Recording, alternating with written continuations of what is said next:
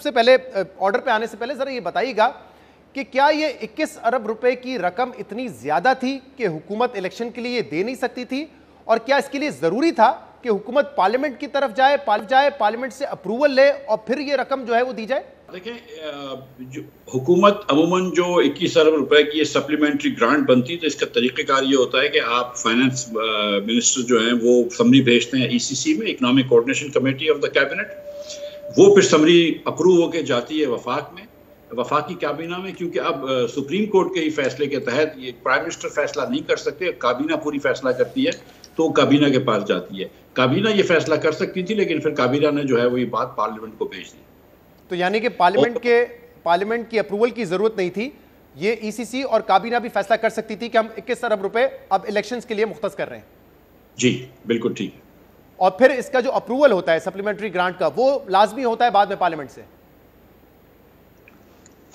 वो जाहिर है कि पार्लियामेंट की मर्जी से ही आप पैसे खर्च करते हैं, तो वो जो साल के आखिर में भी आप अप्रूव करवा लेते हैं कि साल के आखिर में आप कहते हैं कि भाई, क्योंकि अक्सर जगहों पे ज़्यादा खर्चा हो जाता है, तो साल के आखिर में फिर आप जब जाते हैं तो आप बजट पेश करते हैं, तो उसके साथ साथ आप पिछले साल की जो आगे पीछे चीज़ें हो जाती हैं, जो कोई अकाउंट से ज़्यादा खर्च हो जाते हैं, तो फिर आप वो अप्रूवल बाद में भी करवा सकते हैं। इवेंचुअली पार्लियामेंट से अप्रूवल जरूरत होती है, लेकिन इसको फिल फॉर करना जरूरी नहीं, लेकिन हुकूमत ने सोचा कि इसी वक्त करवा लें। लेकिन मिफ्ता इस्माइल साहब, जो बुनियादी सवाल था वो ये था कि क्या 21 अरब रुपए इतनी बड़ी रकम थी कि जो जारी नहीं किए जा सकते? शहजाद साहब, इसको आप इस तरह सोच लें कि रोजाना हुकूमत पाकिस्तान 18 अरब रुपए का तो सिर्फ सूद देती है, तो 21 अरब रुपए हुकूमत पाकिस्तान को देना इतनी बड़ी बात नहीं है मेरे ख्याल से। लेकिन आपने एक एग्रीमेंट किया होता है IMF से कि 162 अरब रुपए का इस साल हम प्राइमरी सरप्लस करेंगे, तो वो 162 से कम होकर 141 हो जाता। हुकूमत चाहती तो कहीं और 21 अरब रुपए कम कर लेती या कोई और टैक्स लगा देती, लेकिन 21 अरब रुपए एज सच हुकूमत पाकिस्तान के लिए इतनी बड़ी बात नहीं है। अब टोटल जो हमारा एक्सपेंडिचर है मिफ्ता इस्माइल साहब, क्योंकि बजट आपने ही पेश किया था, गालिबन 11,000 अरब रुपए का है। जो माली खसारा इस वक्त तक हो चुका है, 6 महीने का मैं आपको फिगर्स दे रहा हूं, वो तकरीबन 1600 अरब रुपए का है।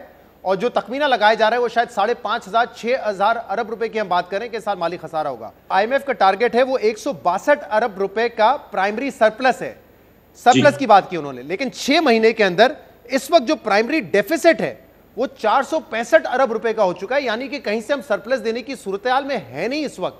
तो फिर ये क्यों कहा जा रहा है कि IMF का जो टारगेट है वो हम अचीव नहीं कर सकेंगे अगर ये 21 अरब रुपए हमने इलेक्शन के लिए मुख्तस कर दिए? तो ये जो आप शहजाद बात कर रहे हैं, ये सिर्फ वफाक की बात कर रहे हैं और 6 महीने की बात कर रहे हैं। इसीलिए आपने देखा है कि हुकूमत ने एक और टैक्स भी लगाया है, जो पिछले कुछ दिनों में जो मिनी बजट एक छोटा सा आया और जिसमें एक नया टैक्स लगाया 162 अरब रुपए का। और फिर कुछ सूबों के सरप्लसेस होते हैं, तो फेडरल जो हम डेफिसिट गिनते हैं उसमें सूबों के सरप्लस और वफाक के डेफिसिट को मिला के गिनते हैं, तो वो मिलाकर शायद ये नंबर जो है वो शायद हो जाएगा इंशाल्लाह।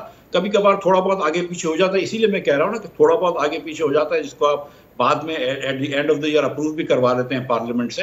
तो 20-21 अरब रुपए की इतनी हैसियत नहीं है।